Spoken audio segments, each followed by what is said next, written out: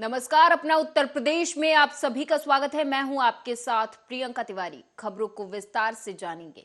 आगरा में बीजेपी महानगर कार्य समिति की बैठक में निकाय और लोकसभा चुनावों की तैयारियों पर चर्चा हुई। कार्यकर्ताओं ने बूथ स्तर पर जुटने का संकल्प लिया। साथ ही संगठन विस्तार और मजबूती को लेकर भी चर्चा की गई।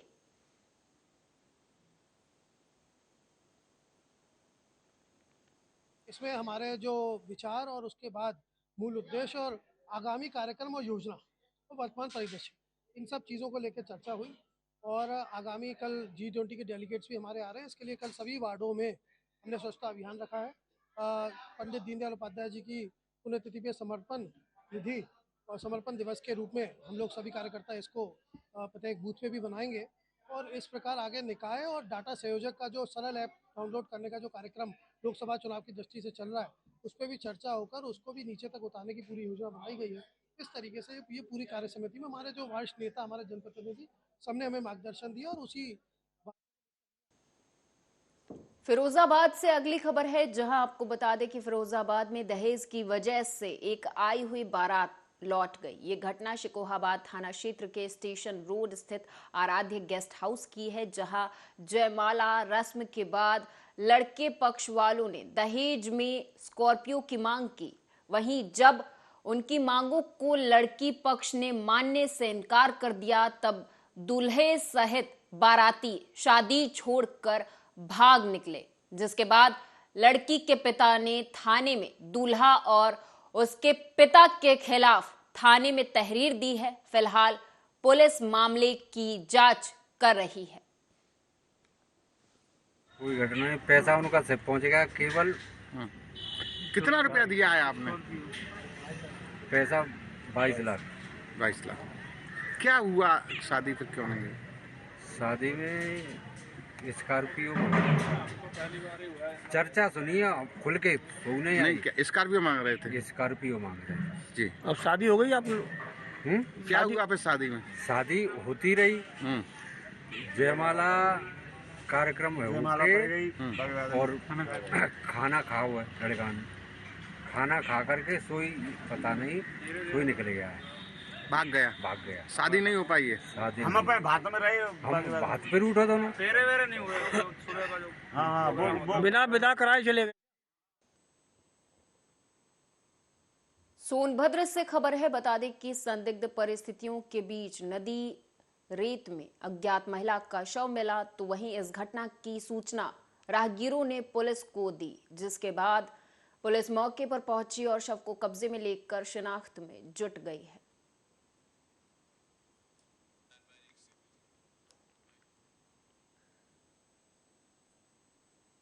बुलंदशहर के कस्बा पहासू में खुलेआम सट्टे का अवैध गोरख धंधा चल रहा है। बता दें कि यहां शाम होते ही सट्टा लगाने वालों की चौपाल लग जाती है, तो वहीं ये किसी भी बात से बेखौफ होकर सट्टे का काला कारोबार चला रहे हैं। हालांकि अब इसका वीडियो वायरल हो रहा है। इसमें साफ तौर पर देखा जा सकता है कि किस तरह से सट्टे का काला कारोबार फल फूल रहा है और कोई कुछ नहीं कर रहा।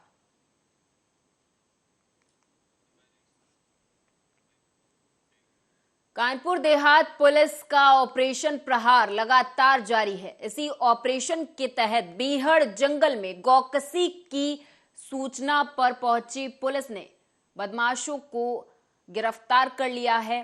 मुठभेड़ के दौरान 3 गौ तस्कर गिरफ्तार किए गए हैं।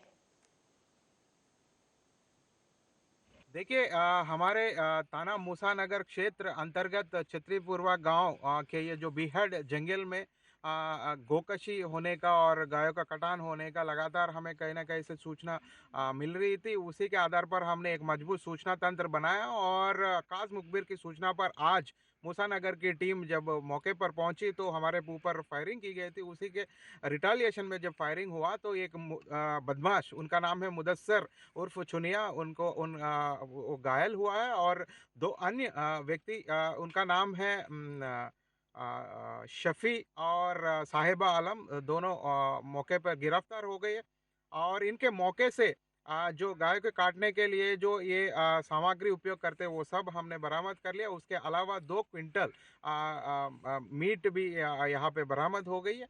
उसके अलावा अंधेरे का फायदा उठाते हुए 2 लोग जावेद उर्फ समीम बागे हैं, उनके लिए भी टीम लगी हुई है और जो भी विषय सामने आएंगे आपको विदित किया जाएगा। और बाकी जो यहाँ पे जो घायल है उनको तुरंत हॉस्पिटल पहुंचाकर उनके उपचार। जालौन के कुठूंद पुलिस को बड़ी सफलता मिली है। दरअसल ऑपरेशन पाताल के तहत 25-25 हजार के इनामिया बदमाशों ने न्यायालय में सरेंडर कर दिया था और एक बार फिर से 25-25 हजार रुपए के इनामिया बदमाश जो कि गैंगस्टर एक्ट में वांछित चल रहे थे, मुखबिर की सूचना पर घेराबंदी कर गिरफ्तार किए गए हैं। जैसे आप लोग अवगत हैं कि जालौन पुलिस ने इन दिनों दुर्दांत अपराधी जो फरार चल रहे हैं, पुलिस और कानून की गिरफ्त से बचने के लिए बिलों में छुपे हुए, उनको गिरफ्तार करने के लिए एक अभियान चला रखा, एक ऑपरेशन जिसका नाम है ऑपरेशन पाताल। इन अपराधियों पर, इन दुर्दांत अपराधियों पर जालौन पुलिस की ओर से गिरफ्तारी करने पर 25,000 का इनाम भी घोषित किया जा चुका है।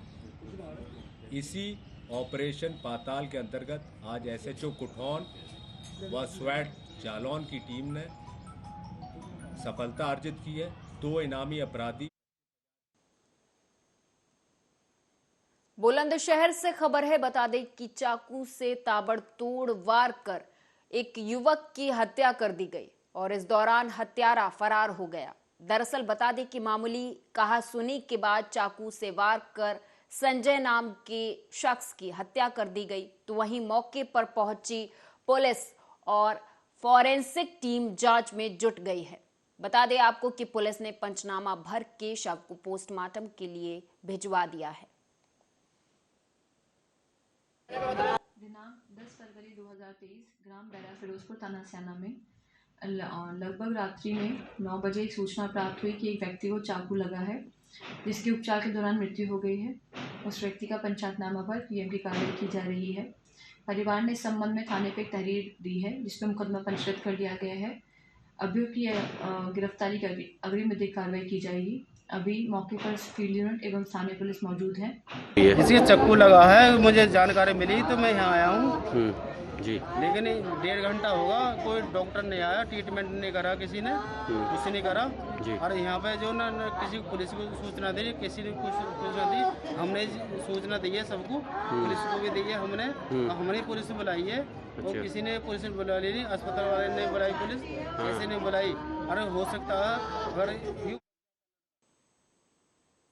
आगरा में छात्र लव की हत्या उसके दोस्तों ने सिर्फ 10,000 रुपए के लिए कर दी। दोस्तों ने उसे कॉलेज जाते वक्त रोका, उससे उधार के पैसे मांगे। इस दौरान विवाद हो गया। इसके बाद दोस्तों ने उसका गला रेत दिया, फिर शव को तिरपाल में लपेटकर आग लगा दी। यही नहीं, दोस्तों ने परिवार को गुमराह करने के लिए किडनैपिंग की साजिश रची। उन्होंने फोन करके उसके पिता से 10 लाख रुपए की फिरौती मांगी, मगर सर्विलांस की मदद से पुलिस हत्यारोपी दोस्तों तक पहुंच गई। पुलिस ने आरोपियों को अरेस्ट करके सख्ती से पूछताछ की तो आरोपियों ने अपना जुर्म कबूल लिया है। इसको लगभग 2 बजे एक अज्ञात डेड बॉडी नीलम कॉलेज थाना करावली के पास मिलने की सूचना मिली, जो कि जली अवस्था में थी। इस क्रम में पुलिस द्वारा इसकी शिनाख्त कराई गई। तो व्यक्ति जो मृतक था वो लव नाम से उसकी शिनाख्त हुई। उनके पिता से संपर्क किया गया, उनसे बात की गई तो उन्होंने बताया कि सुबह ये 8:30 बजे के आसपास ये अपने कॉलेज के लिए निकला था, रघुनाथ इंटर कॉलेज के लिए, जबकि कॉलेज कल बंद था। यहीं से जो है शक की शुरुआत हुई थी। इसके अतिरिक्त उनको एक फ़ोन कॉल आया था दिन में 11 साढ़े 11 के आसपास, जिसमें ये कहा गया था कि अपने आपके बेटे के खिलाफ जो फिरौती है उसमें 10 लाख रुपए की फिरौती आप लेके 3 बजे तक हमारे पास आए। इस क्रम में पुलिस ने जब तफ्तीश शुरू की तो इसमें 2।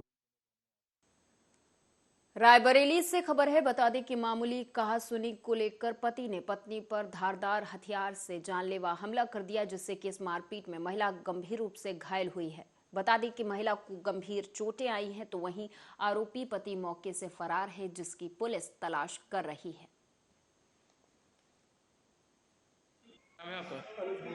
कहाँ से आए? क्या हुआ जो आपके साथ आई? पता नहीं, हमको दुकान पे थे तो बता रहे भाभी, बता रहे भैया मारे। क्या मारपीट हुई क्या? हाँ। थाना कौन सा आपका?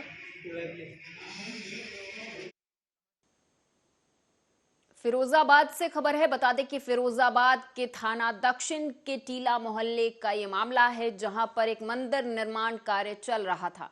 निर्माण कार्य में कुछ लोगों के द्वारा अवरोध पैदा किया गया, जिसको लेकर दोनों पक्षों में काफी विवाद हुआ।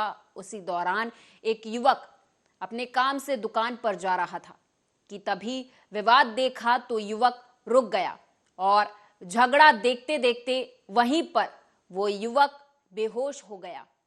हालांकि जब युवक को जिला अस्पताल ले जाया गया तो डॉक्टरों ने उसे मृत घोषित कर दिया। लोगों की माने तो मृतक से विवाद करने वाले लोगों ने बदतमीजी कर उसके साथ धक्का मुक्की की थी, जिसके बाद उसे हार्ट अटैक आया और उससे उसकी मौत हो गई। लेकिन वो वहाँ आया, घर पे गया और फिर राजू चिकना ने जहाँ तक है उसने भेजा है अपने लड़के को, हादी को खबर करनी। हादी मंदिर का पड़ोसी है जो पहले भी विरोध करता रहा है मंदिर बनने का। वो उसको बुलाकर लाया है।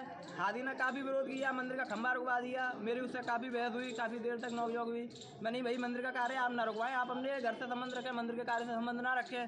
पर उसने नहीं कि मैं बनने नहीं दूंगा, इस कार्य को होने नहीं दूंगा, आप कैसे कर लेंगे। काफ़ी देर समझाया। फिर अचानक ऐसा क्या हुआ जो युवक की मौत हुई है? ब्रजेश भैया भी जो हमारे साथ वाले भैया हैं वो खत्म हो चुके हैं। वो भी निकल रहे थे तो मंदिर की बात देखकर वो भी रुक गए। उन्होंने कहा कि ये कार्य सही कार्य हो रहा है, आप इसे क्यों रोक रहे हैं। हादी ने उनसे बदतमीजी पेश की, उसमें उनसे जिरह भी होगी काफ़ी, ठीक है, धक्का धुक्की भी हुई है। तो फिर प्रशासन पहुंच गया वहाँ पे। प्रशासन ने कहा कि आप हमारे साथ थाने चलें, ठीक है। हादी इस बात की जिद कर रहा था कि ये कार्य नहीं होगा, ठीक है। तो उन्होंने कहा कि आप ये कार्य हो जाने दीजिए। जब प्रशासन ने कहा इतनी देर में उनको अटैक पड़ चुका है, तो अटैक पर देखिए, आज जो है थाना दक्षिण पुलिस को एक सूचना मिली कि एक व्यक्ति की जो है मोहल्ला टीला जो है वहाँ पे मृत्यु हो गई है। इस सूचना पे पुलिस पहुंची तो उस व्यक्ति को जो है परिजनों द्वारा हॉस्पिटल ले जाया गया, जहाँ पे डॉक्टरों ने उसे मृत घोषित किया है। परिजनों ने इस आशय का तहरीर दिया हुआ है कि व्यक्ति जो है अपनी दुकान की तरफ जा रहा था घर से, तो रास्ते में बेहोश हो गया। बेहोशी के बाद परिजन उसे हॉस्पिटल ले गए, जहाँ पे डॉक्टरों ने मृत घोषित कर दिया। फिर भी इसको जो है किसी मंदिर विवाद से लेकर मीडिया में ये चलाया जा रहा है कि मंदिर विवाद में कुछ विवाद हुआ था, इस वजह से वो जो है उस व्यक्ति की मृत्यु हुई है। लेकिन ऐसा कोई मामला नहीं है। परिजनों ने इस आशय का तहरीर दे दिया है। फिर भी एहतियात के तौर पे पंचायतनामा भरकर पोस्टमार्टम करवाया जा रहा है और आवश्यक विधिक कार्रवाई की जा रही है।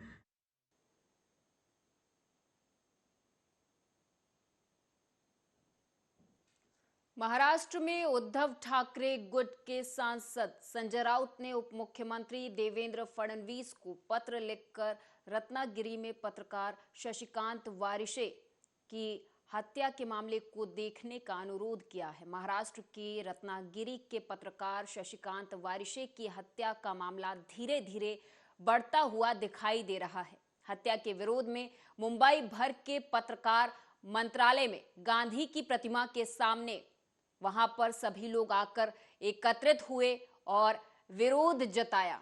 बता दें आपको कि पत्रकार वारिशे 48 वर्ष के थे, जिन्हें सोमवार को एक एसयूवी ने कुचल दिया था, जिसे कथित तौर पर जमीन कारोबारी पंढरीनाथ अंबरकर चला रहे थे।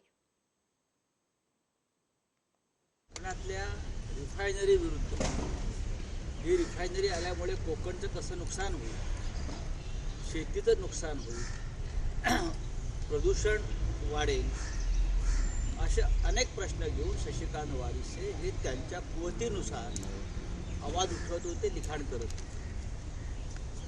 त्यानंतर वारिसे यांनी माझ्या माहितीप्रमाणे रिफायनरीच्या आसपास रिफायनरी येणार म्हणून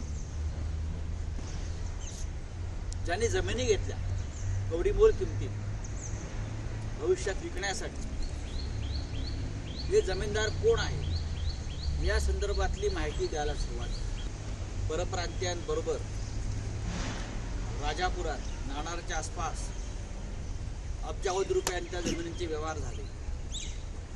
त्या संदर्भात शशिकांत वारसे यांनी बोलायला आणि लिहायला सुरुवात केली आणि त्याच्यामुळे ते त्या भागातल्या काही राजकारण्यांच्याही डोळ्यात खुपटले. जे राजकीय पालकमंत्री सध्या आहेत ज्यांनी सुपारी घेतलेली आहे रिफायनरी आणणारच, किंवा तिथले जे केंद्रीय मंत्री आहेत आणि त्यांचं कुटुंब आहे, काय झालं तरी विरोध मोडून काढून आम्ही रिफायनरी आणणारच. मी काय म्हणतो तुम्हाला कळेल. आंगणेवाडीच्या जत्रेत महाराष्ट्राचे उपमुख्यमंत्री व गृहमंत्री श्री देवेंद्र फडणवीस यांनी एक जाहीर सभा घेतली आणि त्या सभेमध्ये रिफायनरीच्या विरोधात बीजेपी के पूर्व सांसद किरीट सोमैया ने आरोप लगाया है कि पूर्व मंत्री हसन मुशर्रफ ने 156 करोड़ का बैंक लोन घोटाला किया है. आप भी सुने. हसन मुश्रीफचा 156 कोटीचा कोल्हापूर मध्यवर्ती सहकारी बँकेचा आणखीन एक घोटाळा. स्वतःच्या परिवाराची ब्रिस्क ही एक sugar company private limited company 156 कोटीचा कर्ज स्वतःच्या कंपनीला दिलं, बॅड डेप्ट NPA झालं आणि स्वतःच अध्यक्ष म्हणून बॅकडेटेड एंट्रीज करून हा घोटाळा एडजस्ट. विश्व प्रसिद्ध श्री महाकालेश्वर मंदिर में आज से शिव नवरात्रि की शुरुआत हो गई है. पहले दिन चंद्रमौलेश्वर और कोटेश्वर महादेव की पूजा अर्चना की गई. वहीं भस्म आरती में बाबा महाकाल को केसर और चंदन का उपटन लगाया गया. आज से पूरे 9 दिनों तक शिव विवाह की अलग अलग रस्में निभाई जाएंगी. आज पहले दिन सुबह भस्म आरती में भगवान महाकाल को चंदन और केसर का उपटन लगाकर भांग से श्रृंगार कर भस्म रमाई गई. इसके बाद ढोल नगाड़ों के साथ बाबा की आरती की गई. पहले दिन चंद्रमौलेश्वर और कोटेश्वर महादेव पूजा अर्चना विधि विधान से की गई. आज से बाबा महाकाल के पूरे 9 दिनों तक अलग अलग स्वरूपों के दर्शन होंगे.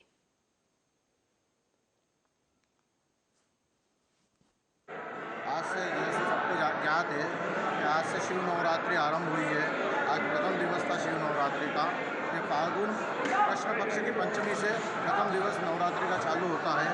इस दिन ये 9 दिवस जो है भगवान की, वैसे भगवान शिव की जो पूजन होती है वो तो सभी दिनों में उत्तम होती है, पर ये 9 दिनों में भगवान की विशेष कृपा रहती है. ये शिव विवाह का समय है भगवान के, और आज से भगवान को जो है केसर युक्त चंदन से उपटन का लेपन करके भगवान का भांग श्रृंगार करके असंख्य रुद्राक्षों का अर्पण करके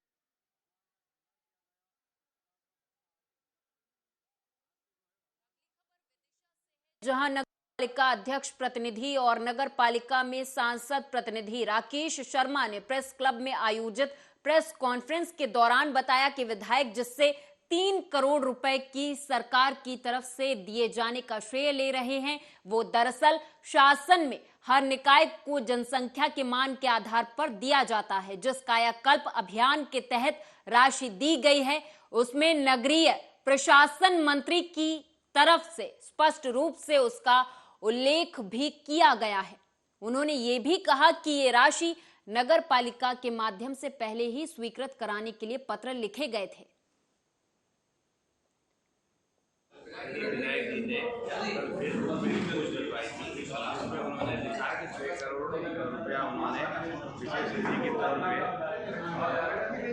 सरकार से शिक्षा की सड़कों के लिए मांगा और 3 करोड़ रुपया जी माननीय प्रशासन मंत्री जी उनके कहने पे वो 3 करोड़ रुपया सैंक्शन. तो सबसे पहले मैं लेटर का एक्सप्लेनेशन देना चाहता हूँ. वो जो लेटर है वो कलेक्टर को हमने लिखा था. इसके पहले माननीय कलेक्टर महोदय हमारे साथ भार्गव जी ने सेम लेटर 13 नवंबर 2021 को लिखा था। मैंने वो लेटर 30 अगस्त, वही जो 6 करोड़ 14 लाख का जो विधायक जी बता रहे हैं, और हमारे पास 3 जनवरी को माननीय भूपेश सिंह जी का लेटर आया कि 3 करोड़ रुपये विदिशा नगर पालिका को दिए। अब